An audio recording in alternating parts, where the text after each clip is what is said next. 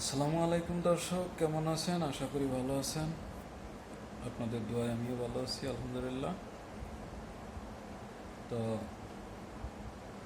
আমি 3টে ভিডিও করছিলাম, ওখানে লাস্ট ভিডিওটায় বলেছি যে গরুকে কৃমিনাশক এবং লিভারটনিক জিঙ্ক খাওয়াবেন।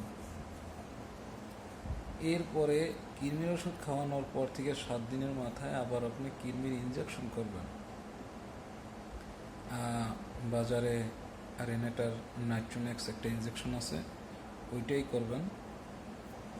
আপনার 100 কেজি বডি ওয়েটের জন্য 5 মিলি করবেন। 100 কেজির বেশি হলে দেখা যাচ্ছে যে 150 কেজি যদি হয় তাহলে 7 সিসি করবেন, এই রকমের আর কি। আপনার বেশি হলে সমস্যা নেই, কম হলে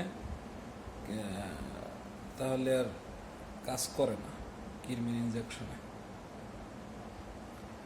তো আশা করি বুঝতে পারছেন, অথবা যদি না বুঝেন আপনি কমেন্ট বক্সে কমেন্ট করবেন, আমি আপনাকে বলে দেব। এরপরে কৃমি ইনজেকশন করার পরে আর জিঙ্ক লিভারটনিক খাওয়ানোর দরকার নেই।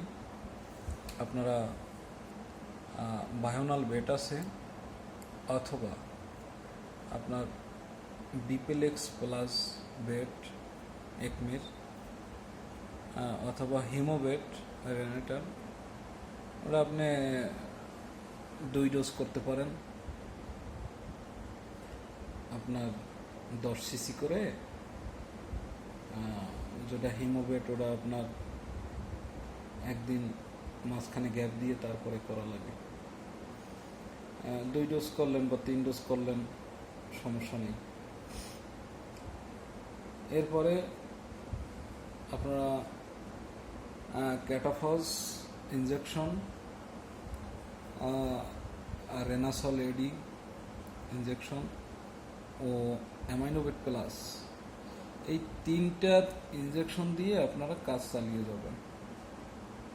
এখন আসুন, আমরা যদি ইনজেকশন করে টাকা বেশি খরচা করি তাহলে আমাদের লাভ হবে কীভাবে? তো খরচা কমাতে হবে, তাই না? সেজন্য রেনাসল এডি ইনজেকশন করবেন 5 মিলি, এবং ক্যাটাফস করবেন 10 মিলি প্রথম দিন। প্রথম বলতে আপনার কৃমি ইনজেকশন করবেন, তারপর রুচির জন্য যে ইনজেকশনটার কথা বললাম ওটা করবেন। করার 2 দিন পরে আপনি গ্যাপ দিয়ে আপনি ইনজেকশনটা করবেন। রেনাসল এডি 5 সিসি এবং আপনার ক্যাটাফস 10 সিসি করার পরে 3 দিন মাঝখানে গ্যাপ দিবেন। গ্যাপ দিয়ে অ্যামাইনোবেট প্লাস ইনজেকশনটা করবেন 15 ml। 100 কেজি যদি বডি ওয়েট হয় 15 ml করবেন। করার পরে আপনি আবার 3 দিন গ্যাপ দিবেন, ঠিক আছে? আপনি তাহলে 7 দিনের মাথায় পড়বে। আপনার ক্যাটাফস করবেন 10 সিসি করার পরে এবার রেনাসল এডি আপনার করার দরকার নেই, ঠিক আছে? আপনি রেনাসল এডি করবেন আবার ওই থেকে 1 সপ্তাহ পরে ক্যাটাফসের সাথে। ও থেকে 3 দিন মানে আপনার 7 দিন পর পর, মানে 1 সপ্তাহের ভিতরে একটা ডোজ ফেলাবেন।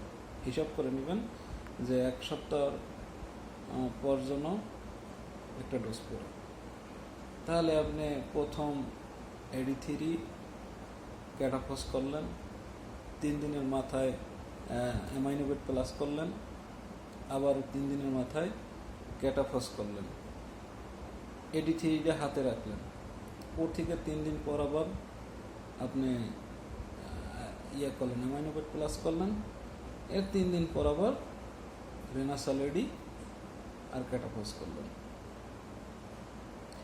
আর ইনজেকশন করার দরকার নেই। ইনজেকশনের পিছনেই যদি আপনার টাকা খরচা করে ফেলেন তাহলে ইনকাম করবেন কোত্থেকে?